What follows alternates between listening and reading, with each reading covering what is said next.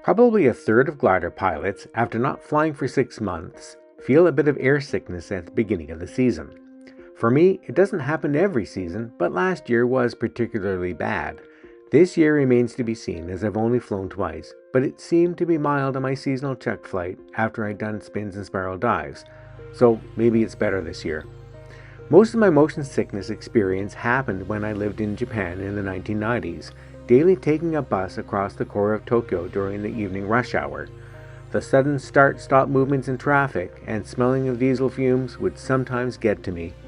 Motion sickness occurs when your eyes and inner ear send conflicting signals to your brain, which interprets this as if you'd eaten something poisonous. Your body's reaction is to expel the stomach contents. The good news is that repeated exposure will generally retrain your brain as to what seems normal, so this only happens for the first few flights of the season. For me, strong tastes can help, so chewing gum or sucking on certain candies helps. The one candy that works best for me is yogurt butterscotch candy I got in Japan called a Chelsea, made by the Meiji Candy Company. I can only rarely find them here in Canada, but I recently came across something called Cheers at a local store specializing in Korean and Japanese snacks. They seem similar, though not as strong tasting. Not eating too close to flying can help too, as perhaps your brain knows there's nothing to expel.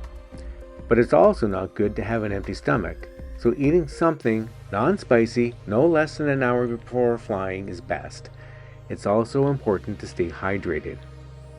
For a pilot, regular Gravol is on the forbidden drug list from Transport Canada, but the natural Gravol, which is ginger-based, is allowed. For the first few flights, I'll pop a couple of those if it's particularly bad. Restricting head movements helps too, but you still need to do careful lookouts for other traffic. But your head movements do not need to be extreme, and you can scan more with your eyes. Looking at the horizon helps. Once you don't need to keep looking at your panel to monitor your airspeed, things will get better. It's good to wear light, loose clothing, as being too hot can make you more susceptible. Once back on the ground, make sure you have something to drink, ideally something cool with sugar or electrolytes.